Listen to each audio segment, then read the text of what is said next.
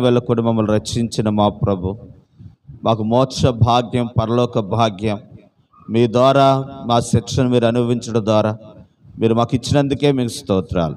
మాకు ఇచ్చిన ఈ రక్షణలో, విశ్వాసములో, ఈ నిరీక్షణలో మేము సాగిపోగలగటానికి సహాయం దయచేయమని, ఈ క్రొత్త ఆరాధన మీరు అంగీకరించండి, ఇంకెక్కువగా మిమ్మల్ని ఆరాధించగలగటానికి సహాయపడమని యేసు ప్రభువారి పేరట స్తుతించి గణపరిచి ఈ ఆరాధన మీకు అర్పిస్తున్నాము తండ్రి, ఆమేన్. కూర్చుందామండి. ప్రియులరే, సమయంలో కొన్ని నిమిషాలు క్లుప్తంగా కొన్ని మాటలు మనం జ్ఞాపకం చేసుకుందాం. అపోస్తలుడైన పౌలు రోమిలో ఉన్న సంఘానికి రాస్తూ 11వ అధ్యాయంలో మరొక సందర్భాన్ని లేవనెత్తి మాట్లాడుతూ ఉన్నాడు. దేవుడు అంత కఠినాత్ముడా? దేవుడికి మనం ఏమైనా చేస్తేనే మనల్ని ప్రేమించేవాడు? మన విషయంలో దేవుడు అంత కఠినంగా ఉంటాడా? అలా ఉండేవాడు కాదు. ఆయన కరుణ గలవాడు, జాలి గలవాడు అని చెప్తూ ఏమంటున్నారనంటే, మనుషుల వారి తత్వాల బట్టి దేవుడు తన మనసును కూడా ఏం చేసుకున్నాడు అని అంటే కఠినత్వము చేసుకున్నాడు అని అంటూ ఉన్నారు. ఈరోజు రెండు విషయాలు మీకు చెప్పాలనుకుంటూ ఉన్నానండి. కఠినాత్మైన మనుషులను దేవుడు తొలగించి అన్యజనులైన దేవుని ఎరగిన జనాంగాన్ని దేవుని ప్రజలతో సమానవారిగా దేవుడు చేశాడు. ఎలా చేశాడో కొన్ని మాటలు మీకు జ్ఞాపకం చేసే ముందు, దేవుడు కఠినాత్ములను దేవుడు తొలగించాడట. వారిని ఇంకా సమాజంలో లేకపోతే వారు దేవుని పిల్లలు అనిపించుకునే వారు లేకుండా చేశాడట. ఎందుకనంటే వారు చూడండి, ఆ మాట చదువుతున్నాం. 11వ అధ్యాయము 3వ వచనం. ప్రభువా, వారు నీ ప్రవక్తలను చంపిరి,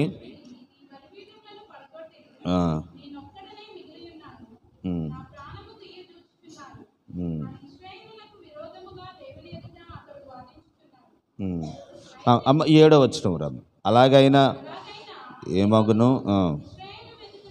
ఇశ్రాయేలు వెతికినది ఏదో అది వారికి ఏమవలేదట. వారు వెతికినది వారికి దొరకలేదు. ఎందుకని? మా మాట మర్చిపోకూడదు. ఎందుకని అని అంటే, వారి కఠినాత్మాన్ని బట్టి వారు వెతికినాను దొరకలేదు. 2 చదువురామ్మ. లేదు, ఏర్పాటు నందున వారి కఠిన చిత్రులైరి. ఇందు విషయమై దేవుడు వారికి నిద్రమత్తు గల మనస్సును అని, చూడలేని కన్నులను, వినలేని చెవులను రాయబడి ఉండెను. మరియు వారి భోజనము వారి ఉరిగాను, వారి క్రియలకు ప్రతిఫలముగా ఉండెను గాక, వారి కన్నులకు చీకటి కమ్మును గాక. ఎల్లప్పుడూ ఏమైందంట? ఆ పరిస్థితికి వచ్చేసారంట. దేవుడు ఆ పరిస్థితి తీసుకొచ్చాడంట. ఎందుకు ఆ పరిస్థితి తీసుకురావటానికి కారణం ఏంటి అని అంటే, చూడండి, ఒక చెట్టు ఉందనుకోండి, అది ఫలిస్తే అది ఇంకా ఫలించాలని దాని కొరకు ఎంతో శ్రద్ధ చేస్తాం. కనుక మందు కొట్టిస్తాం, కింద ఏమైనా రాళ్ళు ఉంటే తీస్తాం, నీళ్ళు పోస్తాం. కనుక దేవుని ప్రజలకు కూడా దేవుడు ఫలిస్తారేమో అని దేవుడు చూడగా, వారు రాను ఇంకా ఏమవుతూ ఉన్నారని అంటే కఠినాత్ములుగానే ఉంటూ ఉన్నారట. కనుక కఠినాత్ములుగా ఉంటున్న సమయంలో, అంటే ఈ సందర్భం ఎవరి గురించి చెప్తున్నాడంటే యూదుల గురించి చెప్తున్నాడు, ఇశ్రాయేలు ప్రజల గురించి చెప్తా ఉన్నాడు. ఏ జనాంగం అయితే దేవుడు ఎన్నుకున్నాడో ఆ జనాంగము ఫలిస్తారని, వాళ్ళు ఫలభరితంగా ఉంటారని, నన్ను మహిమపరిచేవారుగా ఉంటారని, వారు అడిగినవన్నీ, వారు వెతికినవన్నీ వారికి ఇస్తున్నారు. కానీ వారు ఇంకా హృదయం కఠినం చేసుకున్నటాన్ని బట్టి వారు వెతికినాను ఇంకేం లేకుండా చేశాడటండి, దొరకకుండా చేశాడట. తర్వాత నిద్రమత్తులు గలవారిగా చేశాడట. నిద్రమత్తులు అంటే తెలుసు కదండి. ఆ నిద్రమత్తు అంటే బద్ధకస్తులకు ఏది వారి చేతికి దక్కదంట, ఎదురుగుండా ఉంటుంది కానీ తీసుకోలేని పరిస్థితి వారికి వచ్చేలాగా దేవుడే చేశాడట. తర్వాత మనం చూస్తున్నాం కనుక వారి కన్నులకు చూడలేని కన్నులుగా చేసేసాడట, వారు చెవులు వినలేని చెవులుగా చేసేసాడట, వారు భోజనమే వారికి ఎలాగైపోయిందనంటే ఊరుగా మారిపోయింది. ఎందుకనంటే దేవుని వారు మహిమపరచలేనందున, దేవుని గణపరచలేనందున. ఇంకో మాట చదువుతున్నాను, చీకటి కమ్మెను గాక వారి ఈపులన్నీ ఎల్లప్పుడూ ఏమైపోయినాయంటే వంగిపోయినాయి అంట. వారు బలహీనులైపోయారట. ఎందుకనంటే వారు దేవుడు ఆశించిన రీతిలో వారు ఏం చేయలేకపోయారు, ప్రవర్తించలేదు. ప్రవర్తించకపోవటాన్ని బట్టి ఏమైపోయారు, వంగిపోయినట్లుగా మనం చూస్తూ ఉంటున్నాం. అదే సందర్భంలో మరొక మాట చెప్తున్నాడు ఏంటంటే, కాబట్టి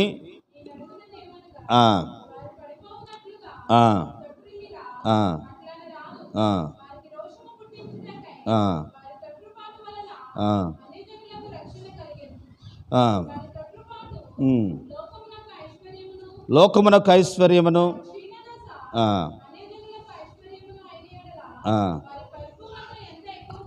చాలు, కొంచెం ఉపద్ఘాతంగా కొంచెం మాటలు అర్థమవుతే మన పాఠంలోకి వెళ్దాం.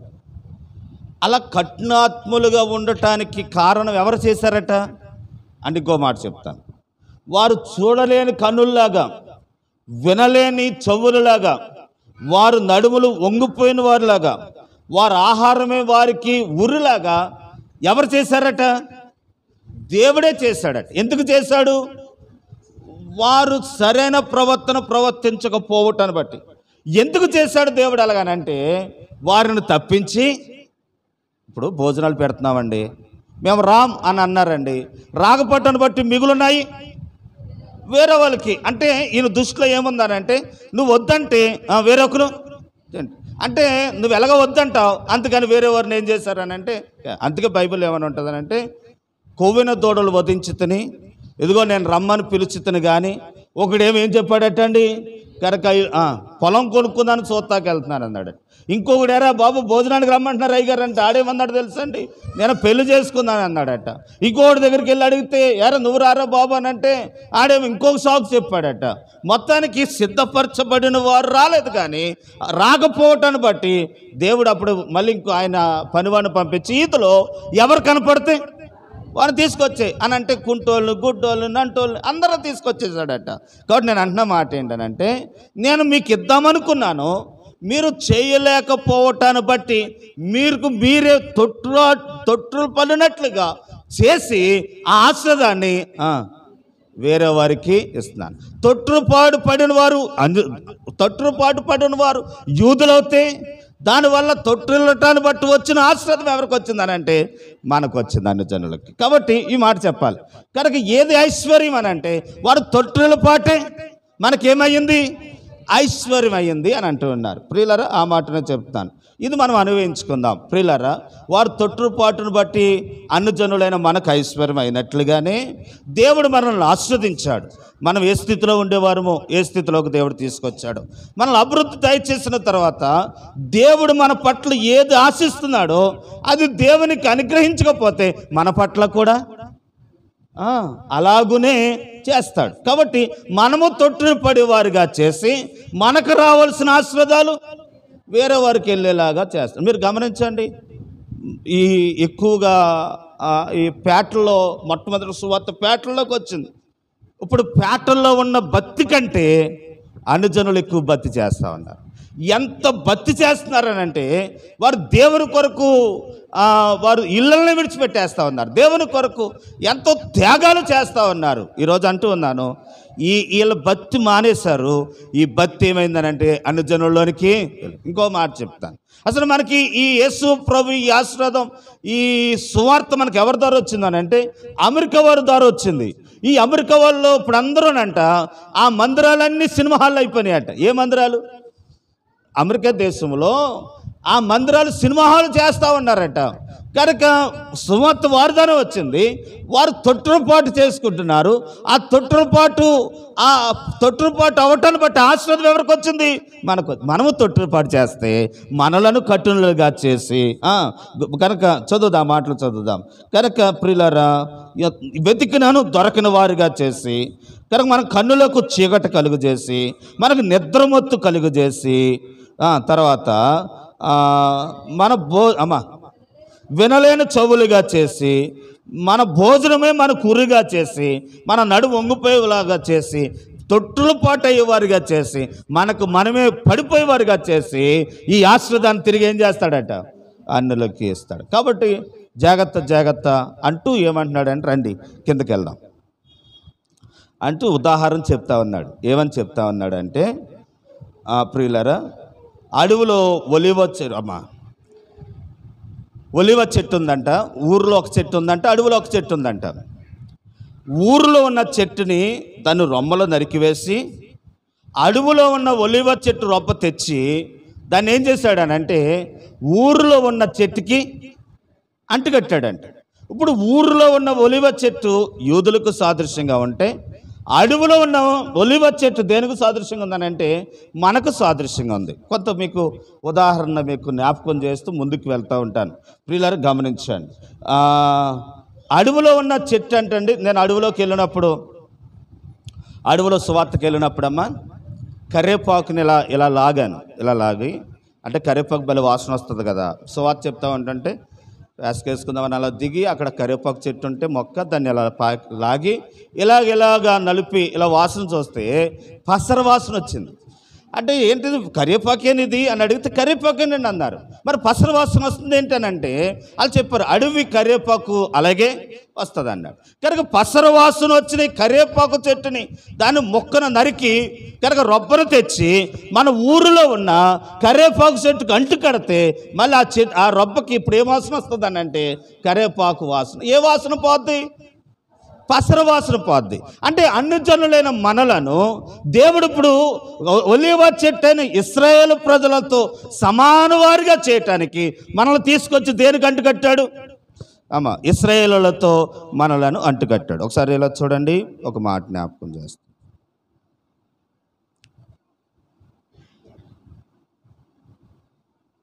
కొన్ని ఉదాహరణలు జ్ఞాపకం చేసుకుంటూ ముందుకెళ్తాను. ఇక్కడ మొద్దు ఉందండి, మొద్దు ఉంది. మొద్దుకి ఇప్పుడు అంటు కట్టాం. మొద్దుకి ఏం కట్టాం? అంటుకు. ఇది మాడు మొక్క అండి, అది మాడు రబ్బను కట్టాం. అంటే మనకు ఒలివ మొక్క ఉండదు కాబట్టి ఇది తెచ్చాం.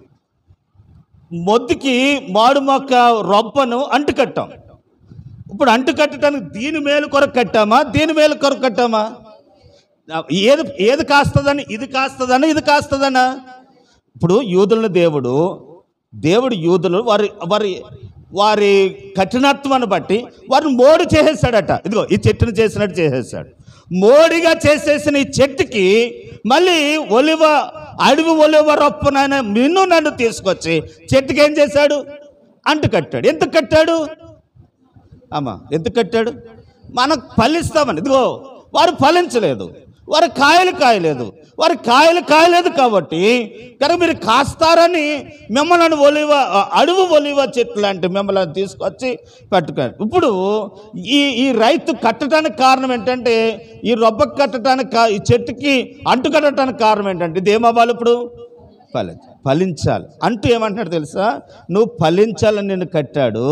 ఇదిగో ఆ చెట్లనే ఇరిచేసినాడు. ఏ చెట్టుని? ఒరిజినల్ ఒరేవో మొక్కనే ఇరిచినాడు. అంటు కట్టింది నిరుచడానికి పెద్ద కష్టమా అంటాడు. చూడండి ఆ మాట చదువుదాం. మీరు ఫలించకపోతే మనం అంతే అని అంటాడు. 11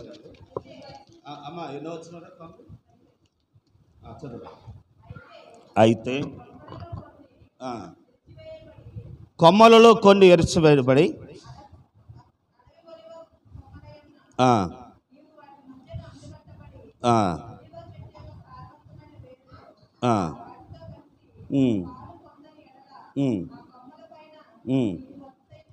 నువ్వు అతిశయించుకుము.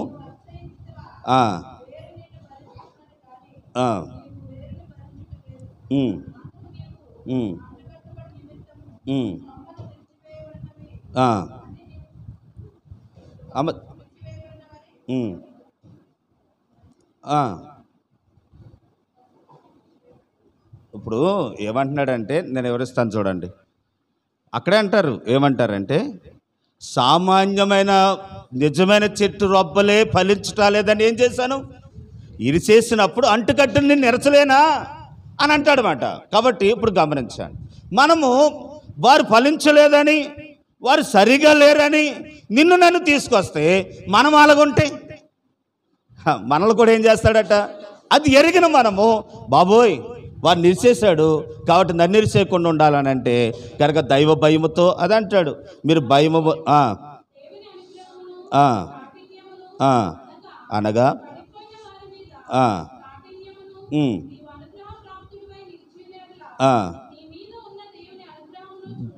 దేవుని అనుగ్రహమును చూడు, నీవును నరికివయ్యా. కానీ నిలబడితే సరే సరే. ఇప్పుడు మన నుంచి దేవుడు మన దగ్గర నుంచి కోరుకునేది ఏంటి? దేవుడు మన దగ్గర ఏం ఫలించాలని అన్నట్టు మళ్ళీ ముందుకు వద్దాం. కనుక వారిని ఏ విషయంలో ఇరిచేశాడు అని అంటే, వారు కళ్ళుండియు చూడలేని వారు వలె, చెవులుండియు వినలేని వారు వలె, వారు మొత్తులై, వారు తిండి వలనే వారు గురయ్యి, తర్వాత వారు నడుములు ఏమైపోయినాయి అంట, ఈ కలిగి ఉన్నారు కాబట్టి వారికి నేను కఠినాత్మ కలుగు చేసి వారు పడిపోయేలాగా ఇరిగిపోయేలాగా చేస్తాను. ఇదిగో మిమ్మల్ని ఫలింప చేయాలని మిమ్మల్ని అంటు కట్టాను, మీకు ఆ గుణాలు రాకూడదు. ఈరోజు ఈ వాక్యాన్ని మనం అనుభవించుకుందాం. ప్రభు మనల్ని ఆశీర్వదించిన తర్వాత, ప్రభు మనల్ని దీవించిన తర్వాత ఈ గుణ లక్షణాలు మనకి రాకూడదు. చూడండి, దానియేలు గ్రంథంలో సందర్భాన్ని జ్ఞాపకం చేస్తాం. నేను ఈరోజు 2 పాఠాలు చెప్పాలనుకుంటున్నాను. సమయం అనుకూతలను బట్టి స్పీడ్గా నేను అనుకున్న టైంకి ముగించేస్తాను, ఎవరిని ఇబ్బంది పెట్టను. దానియేలు గ్రంథంలో నెబుకద్నెజరు అని ఒక ఆయన ఉన్నాడు. ఆయన కల వచ్చిందంటండి. ఆయనకి కల వస్తే ఆ కలలో బ్రహ్మాండమైన చెట్టు ఒకటి కనపడ్డదంట. ఆ చెట్టు మీద అండి చాలా పక్షులు ఉన్నాయంటండి. చాలా కింద కొన్ని పశువులు దాని కింద కాపురం మేత మేస్తూ ఉన్నాయంట. అలా మేత మేస్తూ ఉంటున్న సమయంలో దానియేలు గ్రంథం 4వ అధ్యాయము ఆయనకు ఒక కల్లో ఒక చెట్టు కనపడ్డదండి. నేను వివరిస్తాను చూడండి, కథలాగా చెప్తే మీకు అర్థమవుతుంది. అందరూ ఒకసారి దేవుని స్తోత్రం చెప్దామా.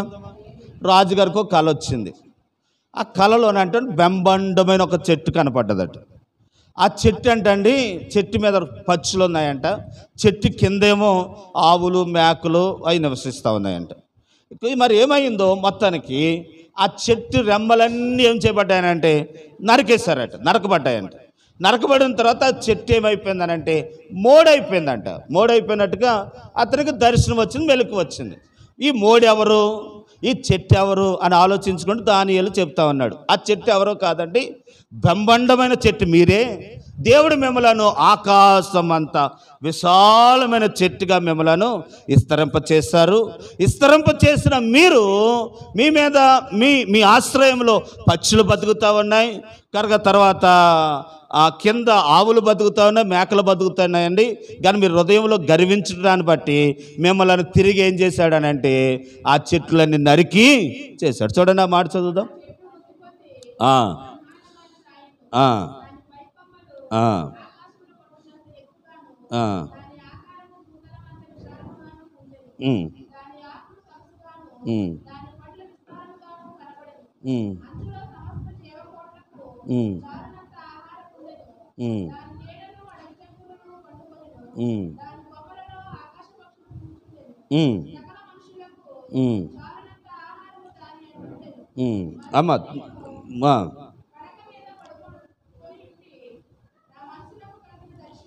అమ్మా చాలరా, నేను వివరించేస్తానులే. ఇప్పుడు ఈ చెట్టు ఎవరని అంటే నెబుకద్నెజరు నువ్వే అని ఆ చెట్టు అంత చెట్టు అంత అభివృద్ధి చెందిన ఈ వ్యక్తి అంటండి నరకబడ్డాడంట. ఆఖరికి ఏమైపోయాడు తెలుసా అండి, 26వ వచనం కింద మాట చదువు. చెట్టు యొక్క మొద్దు నుండి వారు చెప్పింది కదా, దాని వలన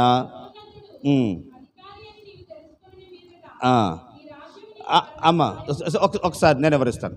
ఆ చెట్టు ఆఖరికి ఎలాగైపోయిందని అంటే మొద్దు. ఎందుకు అయిపోయింది చెప్పాలి? గర్వించాడు గనక అభివృద్ధి అయ్యాడు, విస్తరించాడు. తన కాటిన తత్వాన్ని బట్టి ఇప్పుడు ఏమైపోయాడు? మొద్దు అయిపోయాడు. ఇప్పుడు గమనించండి, ఎందుకు మొద్దు అయిపోయాడో చెప్పాలనేది ఇంతంతా చదివిస్తున్నాను. 27వ వచనం. రాజా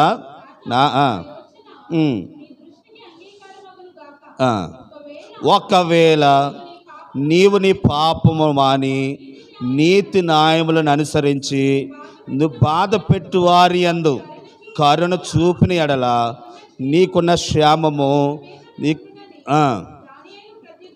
దానియేలు రాజా ఇదిగో నిజమే, చెట్టు నరకబడింది, బోడైపోయావు, మరలా ప్రభు నీకు ఆశీర్వాదాలు మరలా మొదటి స్థితి నీకు ఇవ్వాలనంటే నువ్వేం చేయాలంట అనంటే నీ పాపము మాని నీతి న్యాయములను జరిగించుచు నీ బాధ పెట్టు వారి యందు కరుణ చూపిన ఎడల నీకున్న క్షేమస్థితి మరలా నీకు. ఇప్పుడు మూడైపోతా కారణం చెప్పండి అమ్మా. ఇప్పుడు అమ్మాయి సరిగ్గా కూర్చో అని అన్నాను, ఎందుకన్నాను? కూర్చోలేదు కాబట్టి. ఇప్పుడు మూడైపోయాడంటారు, కారణం ఏంటి చెబుతున్నాడు. నువ్వు పాపము మాని నీతి న్యాయములను అనుసరించి బాధ పెట్టు వారిని కరుణ చూపిన ఎడల నీ క్షేమస్థితి మళ్ళా అంటే మూడైపోవటానికి కారణం ఏంటంటే అతను ఏం చేశాడు? పాపము చేసి నీతి న్యాయములను అనుసరించక కనుక ఇతరులను బాధ పెడుతూ కరుణ చూపకుండా ఉన్నాడు కాబట్టి ఇప్పుడు ఏమయ్యాడు? మూడైపోయాడు. ఇప్పుడు మూడు అవ్వకుండా మళ్ళీ నీ స్థితి నీకు రావాలంటే ఇప్పుడు ఏం చేయాలి?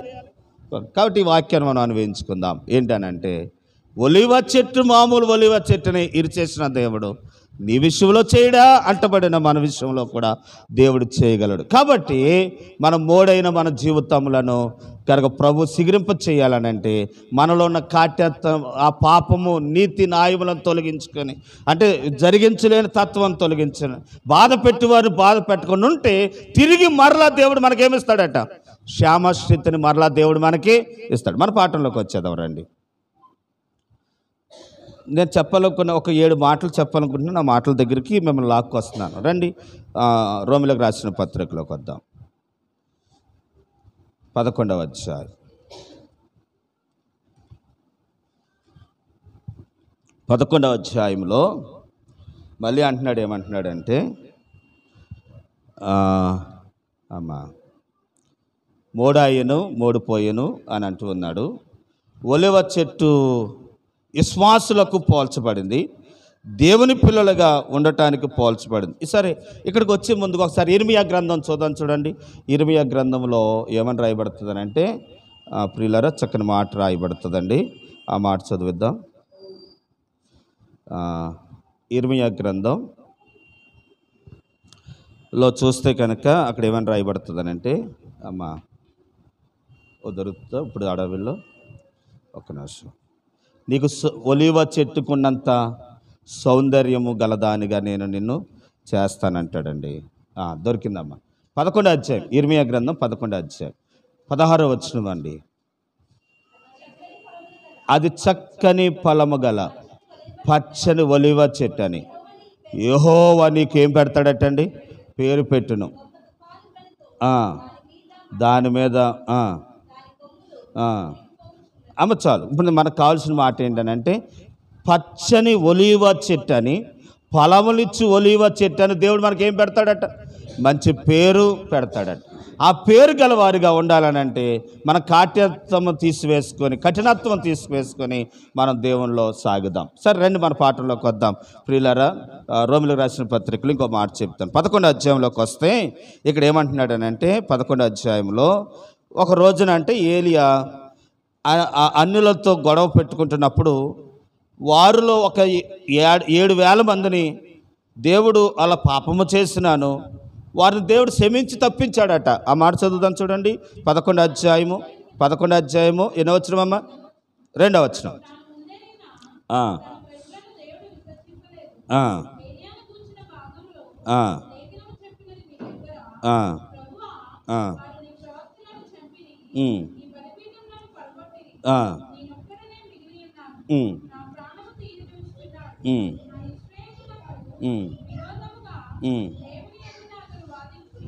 అమ్మ చూడండి రా, నేను ఈ మాటను చెప్పి నేను 4 మాటలు చెప్తాను. అందరూ సార్ దేవుని స్తోత్రమా.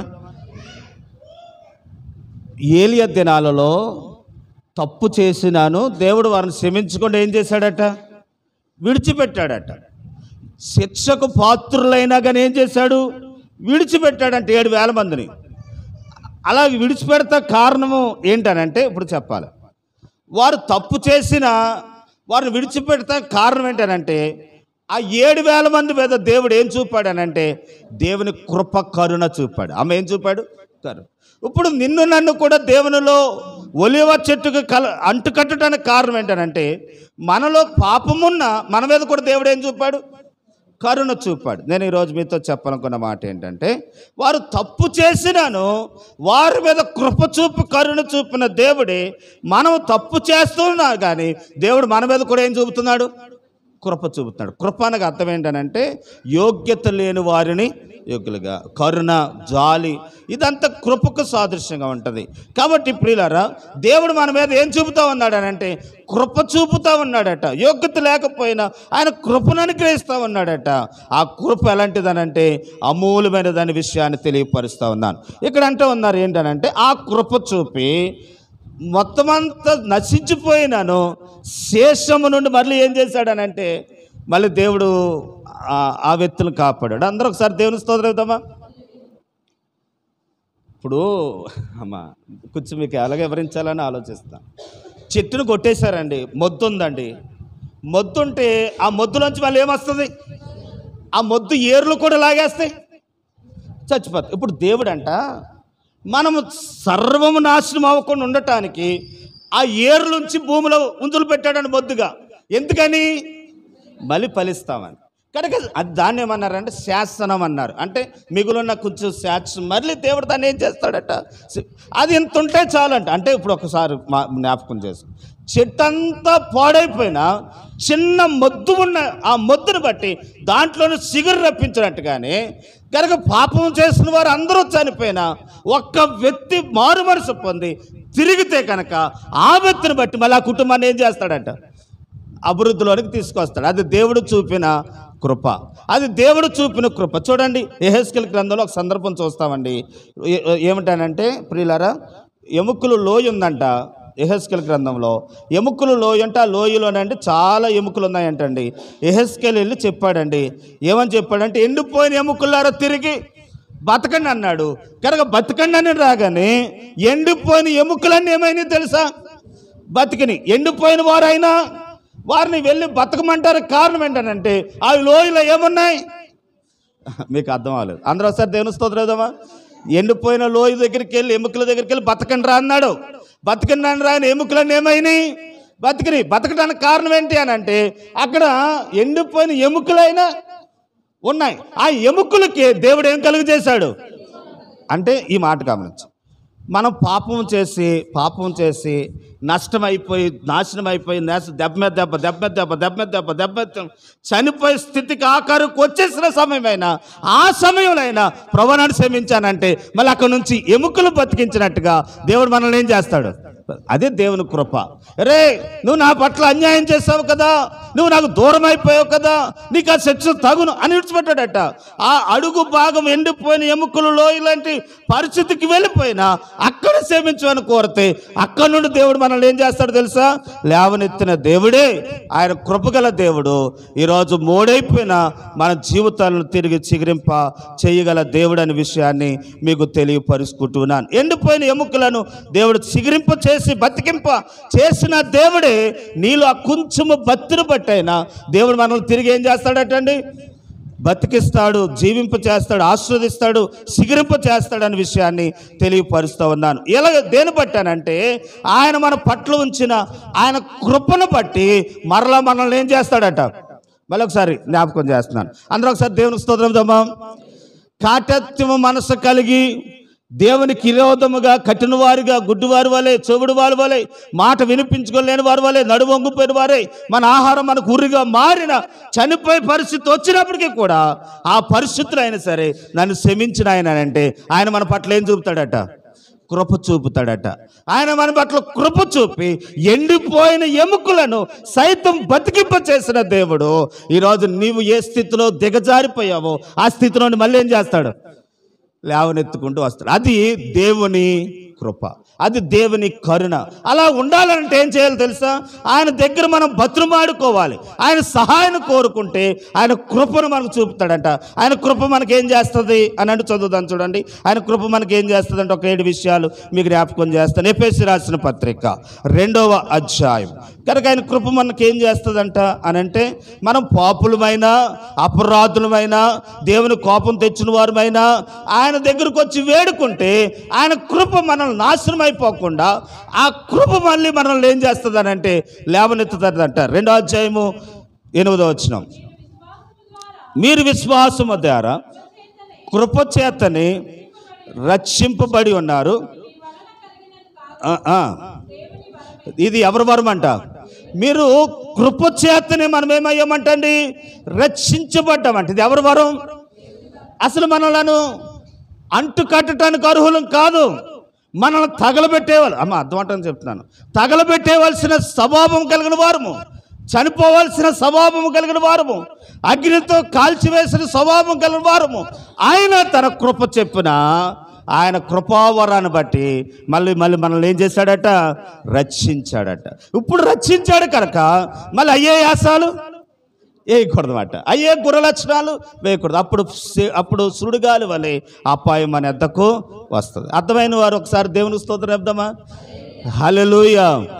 అంటడుగుపోయిన వారిని ఆయన కృప ఏం చేస్తుందంట? లేవనెత్తుతా. దేని బట్టానంటే ఆయన కృపను బట్టి. ఆయన కృప మనల్ని రక్షిస్తుందంట. అది మాత్రమే కాదు, చూడండి కీర్తన గ్రంథం 40వ అధ్యాయము ఆయన కృప ఏం చేస్తుందో తెలుసండి. 40వ అధ్యాయం 11వ వచనంలో మనం చూస్తే, నాకు దూరము చేయవు, నీ కృపా సత్యములు ఎల్లప్పుడూ ఎప్పుడు మనల్ని ఏం చేస్తాయంట? అట్టడుకెళ్ళిపోయినా మనం ఆయన తట్టు తిరిగి ఆయన క్షమాపణ వేడుకుంటే ఆయన మనల్ని తిరిగి లేపి ఆయన కృపతో అక్కడి నుండి మనల్ని ఏం చేస్తాడట? కాపాడుతాడట. పడిపోకుండా, చెడిపోకుండా, అపాయం రాకుండా, కనుక ప్రియులారా మనకు నష్టపోకుండా దేవుడు అక్కడి నుండి మనల్ని ఏం చేస్తాడట? షడ్రక్ మేషక్ అబేద్నెగోలు అగ్నిగుండంలో ఉన్నప్పుడు అగ్నిగుండం వాళ్ళు కాల్చివేయకుండా అగ్నిగుండంలో వారిని ఏం చేశాడండి? కాపాడాడు. వాళ్ళు అంటారు, ఏమంటారు తెలుసా? అగ్నిగుండము నుండి మమ్మల్ని కాపాడగల మా దేవుడు సమర్థుడు. ఈ రాత్రి దేవుని వాక్యం ఉన్న దేవుని బిడ్డలారా, ఆయన కృప నిన్ను రక్షించేది, ఆయన కృప నిన్ను కాపాడే కృప, ఆయన కృప అగ్నిలో కాలిపోకుండా కాపాడే కృప. నీ ప్రయాణంలో ఆయన నిన్ను ఒక విషయాన్ని గమనించాలి. మనం ఎన్ని తప్పులు చేస్తామో. అందుకే కీర్తన గ్రంథంలో చూడండి 91వ అధ్యాయంలో మన దోషములు బట్టి ఆయన మనకు ప్రతీకారము. 103వ కీర్తన మన దోషములు బట్టి ఆయన మనకు ప్రతీకారం.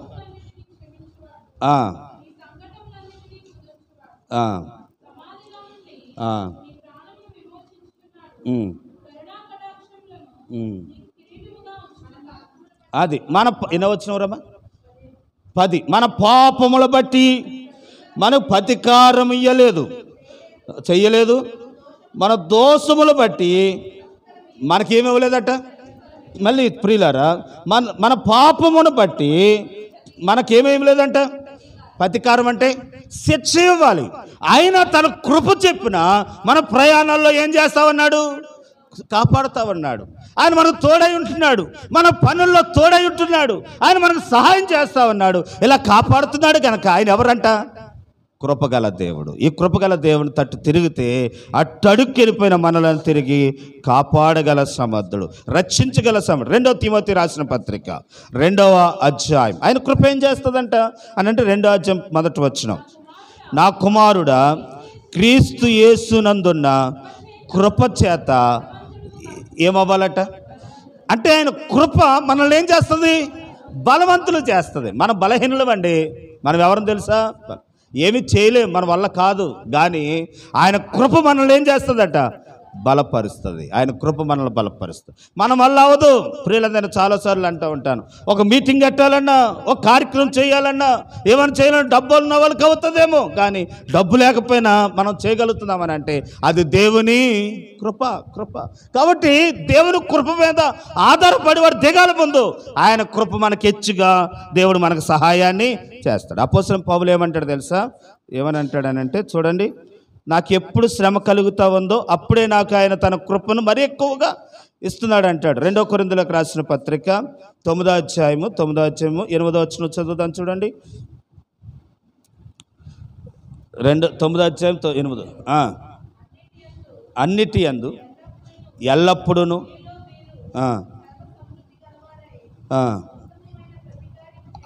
అరే కొంచెం పై వచనం చదువమ్మా. నా కృప నీకు చాలును, నా కృపే నిన్ను అని అంటాడు. అక్కడేనా నేను చూస్తాను నన్ను. ఆయనకంటండి శరీరంలో ఏదో వ్యాధి వచ్చిందంట. అది ఎన్నో వచ్చిన వారు? అది 12. ఆయనకి నేను వివరించా చదువుదాం. అపోస్తలుడైన పౌలుకు వ్యాధి ఉందంటండి. ఆ వ్యాధి పోవాలని ఎన్నోసార్లు ఏం చేశాడట? ప్రార్థన చేశాడట. అప్పుడు దేవుడు ఇస్తున్న మాట ఏంటనంటే, ఆ వ్యాధి పోదు కానీ నా కృప నీకేమై ఉంటుంది? చదువురమ్మా. అందుకు నా కృప నీకు చాలును, బలహీనత యందు నా శక్తి ఏమవుతుందంట? ఎప్పుడు మనం బలహీనులమో అప్పుడు దేవుని కృప ఏం చేస్తుందట? చెప్పాలి పలకాలి మన నోరుతో. ఎప్పుడు మనం బలహీనులమో అప్పుడు దేవుని కృప ఏం చేస్తుంది? మనల్ని బలపరుస్తుంది. అందుకే అంటున్నాడు తిమోతితో, ఏమంటున్నాడు? తిమోతి, క్రీస్తు యేసు కృపను బట్టి నువ్వేమవు? ఇల్లు కట్టడం మన శక్తి చాలదు, మన బలం చాలదు, కానీ ధైర్యం తెచ్చుకో, ఆయన కృపతో నీవు ఆ ఇల్లును కట్టగలవు, బలవంతుడు అవ్వు. కాబట్టి లేకపోతే ఎలా చెప్పుకుందాం ఏంటనంటే, మనము ఉద్యోగం సంపాదించడం మన వల్ల కాదు, అది మనం చేయలేం. కాదు, క్రీస్తు యేసు కృప వల్ల నువ్వేమవ్వాలి? ఇలా చెప్పుకుందాం ప్రియులారా. ఇలా జ్ఞాపకం చేస్తాను ఏంటంటే, ఏదో నువ్వు బలహీనుడవో ఆ విషయంలో దేవుడు నేను ఏం చేస్తాడట? ఇల్లు కట్టలేవు కానీ ఆ విషయంలో దేవుడు నేను బలపరుస్తాడు. ఉద్యోగం సంపాదించలేవు, దేవుడు ఆ విషయంలో బలపరుస్తాడు. బిడ్డల విషయాల్లో నీ వల్ల కాదు, దేవుడు ఆ విషయంలో బలపరుస్తాడు. ఏ విషయంలో నువ్వు బలహీనుడవో ఆయన కృప నిన్నేం చేస్తుందట? బలవంతుడిగా చేస్తాడు. చదువుదాం ఇంకో మాట, అక్కడ కింద చదువుదాం. ఆయన కృప చూడండి, కీర్తన గ్రంథం 119వ కీర్తన 76వ వచనం చదువుదాం చూడండి. నీ కృప నన్ను ఏం చేస్తుందంట? కృప అంటండి మనల్ని ఏం చేస్తుందట? దేవుడు అంటండి ఆయన మంచితనము, ఆయన దయ, ఆయన జాలి, ఆయన మనస్తత్వం అంటండి. ఎప్పుడైతే మనము అనాథులమైపోతామో అప్పుడు దేవుడు తన కృప చేత మనల్ని ఏం చేస్తాడట? ఆదరిస్తాడట. యెషయా రాసిన గ్రంథం చూడండి 66వ అధ్యాయం ఆఖరు అధ్యాయంలో, ఒకని తల్లి మిమ్మలను ఆదరించినట్టుగా నేను మిమ్మలను ఆదరిస్తాను. ఎక్కడ ఆదరిస్తాడట అని చదివితే 60 అమ్మ మాట పట్టుకుంటారా? ఆఖరు అధ్యాయంలో ఆఖరు అధ్యాయం అమ్మ 13వ వచనం 66:13. ఒకని తల్లి వారిని ఆదరించినట్లు నేను మిమ్మలను ఆదరించదను, యెరూషలేములోనే నేను మిమ్మలను. ఒకని తల్లి మిమ్మల్ని ఆదరించినట్టుగా దేవుడు ఏం చేస్తాడటండి? తల్లి ఆదరించినట్టుగా ఇంకెవరు ఆదరించలేరట. కుక్కలు చూడండి ఆ పిల్లల్ని ఎంత ఆదరిస్తాయో, చూడాలనిపిస్తాయి. పిట్టలు చూడండి ఎంత బాగా ఆదరిస్తాయో, కోళ్ళు పిల్లలు చూడండి ఎంత బాగా ఆదరిస్తాయో. అలా ఆదరించే ఆదరణ తల్లి ఇస్తుందండి. తల్లి తర్వాత ఇంకెవరు ఇవ్వలేరట. కానీ తల్లి కంటే మెండుగా ఆయన మనల్ని ఏం చేస్తాడట? అది అంటూ నేను అనుకుంటున్నాను. ఏమండి, తల్లి ఉంది కదా, తల్లి ఉన్నప్పుడు ఇంకా ఆయన ఆదరణ ఎందుకు? తల్లి ఉంది కదా, తల్లి ఆదరించినట్టుగా ఇంకా ఎవరు ఆదరించలేరు కదా, ఆయన ఎందుకు ఆదరించాలని అంటే అదే అధ్యాయంలో అంటాడు, ఒకరి తల్లి మరిచినేమో కానీ నేను నిన్ను. కాబట్టి తల్లి అయినా మరిచినేమో కానీ నేను నిన్ను మరువను అంటే, తల్లి కొన్నిసార్లు ఏం చేస్తుందని పెట్టని, ఒకే ఇంటిలో ఇద్దరు ప్రసవించారట. ఇద్దరు మగపిల్లలేనంట, బైబిల్లో రాయబడింది. ఇద్దరు మగపిల్లలు వస్తే అర్ధరాత్రి ఒక ఆవిడ ఎలా పడుకుంటుందో వైను లేక దొల్లేసి ఇలాగ బిడ్డ ఉందని మర్చిపోయి దొల్లేసి పడుకుంటే బిడ్డ చచ్చిపోయిందంట. ఓ రాత్రి గల్లేసి లేగే పాలు తాగానంటే ఆ బిడ్డను తీసేసుకుని చచ్చిపోయిందని అర్థమైపోయి బతుకున్న దాన్ని పక్కలో వేసేసి ఆ పిల్లోనేమో ఈవిడ తీసేసుకుందంట. కాబట్టి ఇది రాజుగారి దగ్గరికి వెళ్ళిందంట. తర్వాత ఎవరు బిడ్డో తేల్చాడు. నేను అంటున్న మాట ఏంటంటే, ఆవిడ పక్కన బిడ్డ ఉందన్న విషయం మర్చిపోయింది. అందుకే దేవుని వాక్యం చెప్తుంది, తల్లి అయినా మర్చినేమో కానీ నేను నిన్ను ఒకని తల్లి మిమ్మల్ని ఆదరించినట్టుగా ఆయన కృపతో దేవుడు మనల్ని ఏం చేస్తాడంటే ఆదరిస్తాడు. ఆయన మన పాపమును బట్టి కోపించేవాడు కాదు, మన దోషములు బట్టి ఆయన దోషించేవాడు కాదు. ఇంకొక విషయం మీకు తెలియపరుస్తున్నాను. ఏంటి తెలుసా? ఎంత ఘోర పాపినైనా ప్రభు దగ్గరకు వచ్చే, దేవా నాకు సహాయం చేయనంటే వెంటనే అన్ని మర్చిపోయి ఆయన తన ఆదరణ మనకి దయచేస్తాడు. ఆయన కృపను అనుగ్రహిస్తాడు. చూడండి, ఇంకో మాట చెప్పేసి నేను ముందుకు వెళ్ళిపోతాను. ఎబ్రీయులకు రాసిన పత్రిక 4వ అధ్యాయం, ఎబ్రీయులకు రాసిన పత్రిక 4వ అధ్యాయం 16వ వచనం. కనుక మనము కనికరింపబడి సమయోచితమైన సహాయము కృప పొందినట్లు ధైర్యముతో కృపాసింహాసనం ఎద్దకు చేరు. ప్రియులారా, మనకు ధైర్యం ఉందంటే ఏంటి తెలుసా? ఆయన కృపాసింహాసనం దగ్గరికి మనం వెళ్ళినప్పుడు ఆయన మనకు సహాయము చేస్తాడు. అమ్మమ్మ రేనాలి అందరూ ఒకసారి దేవుని స్తోత్రమా. ఇప్పుడు ₹1,00,000 కావాలి అర్జెంటుగా, ఎవరి దగ్గరికి వెళ్తాం? ఎవరు సాయం చేస్తారు? అదే అంటున్నాడు, నేనున్నాను అని మనస్సు ధైర్యపరుచుకునేవాడు కృపాసింహాసనం దగ్గరకు వచ్చి ఆ సహాయం కొరకు ఏం చేస్తాడట? మీకు మళ్ళీ చెప్తున్నాను ఇంకొక రకం. మనకు ధైర్యం ఉంది. ఎందుకనంటే నన్ను ఆదుకునేవాడు ఒక ఆయన ఉన్నాడు. దేని బట్టి అని అంటే ఆయన కృపను బట్టి నన్ను ఏం చేస్తాడు? అదే నా ధైర్యం. ఆయన కృపాసింహాసనం దగ్గరికి వెళ్ళి, ఆయన బలిపీఠం దగ్గరికి వెళ్ళి ఆయన సహాయం కోరగా ఆయన నాకు సహాయం చేసేవాడై ఉన్నాడు. కాబట్టి నాకు అదే ఏమైందనంటే గొప్ప ధైర్యం అని అంటున్నాడు. చూడండి ప్రియులారు, ఇందాక చదువుకున్నాం. దాని కింద 2 కొరింథీయులకు రాసిన పత్రిక 12వ అధ్యాయం 9వ వచనం చదువుకొని మనం ప్రార్థన చేసుకుందాం. నా కృప నీకు చాలును, బలహీనత యందు నా శక్తి నీకు పరిపూర్ణమగును. మళ్ళీ చదవరా. అందుకు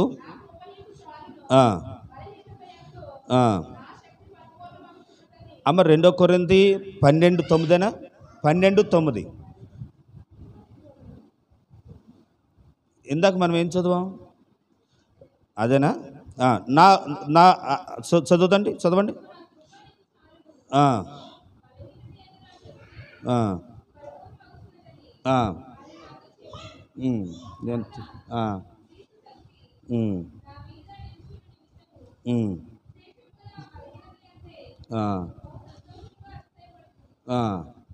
నేను చెప్పాలనుకున్న మాట ఏంటంటే, సమస్తమును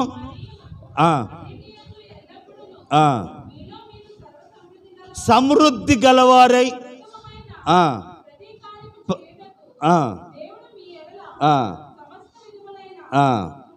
సమస్త విధములైన అన్ని విషయములలో దేవుడు మనకి ఏం చూపుతాడట? కృప. అన్ని విషయములలో మనకు దేవుడు కృప చూపుతాడు. సమస్త విషయాల్లో అది ఏదైనా సరే దేవుడు మనకు సహాయం చేస్తాడు. నేను ముగిస్తున్నాను ప్రియులారా. అంటబడిన మనము ఏం చేయకూడదు? ఇప్పుడు గర్వించి అతిశయపడి కాఠిన్యత్వం కలిగిన వారిగా కాక దైవ భయముతో విశ్వాసముతో మనం సాగుతూ ప్రభు కృపలో మనం వదిలినప్పుడు దేవుడు మనకి ఏం చేస్తాడు? మనల్ని రక్షిస్తాడట, కాపాడుతాడంట, బలపరుస్తాడంట, ఆదరిస్తాడంట, సమయోక్తమైన సహాయం చేస్తాడట, తర్వాత సమృద్ధినిస్తాడంట, బలహీన సమయంలో మనల్ని బలపరుస్తాడట. అన్ని విషయంలో దేవుడు మనకు సమృద్ధిని ఇస్తాడు. ఇవ్వగల దేవుడు సజీవుడు. ఇంకొక మాట చెప్పేసి నేను ముగిస్తాను. చనిపోయి సమాధులు ఉంటే నేను చెప్పవలసిన అవసరం లేదు. ఆయన చనిపోయి తిరిగి లేచిన దేవుడు, నిన్న నేడు ఒక్కరెత్తుకున్న దేవుడు. ఆయన నీకు సహాయం చేస్తాడు. ఎందుకు నీకు సహాయం చేయటం లేదనంటే ఇంకెక్కడో కాఠినత్వం ఉంది, ఇంకెక్కడో కఠినత్వం ఉంది, ఇంకెక్కడో నీతి న్యాయములు తప్పు జరుగుతూ ఉంది. అందుకే ప్రభు మనకు సహాయం చేయటం లేదు.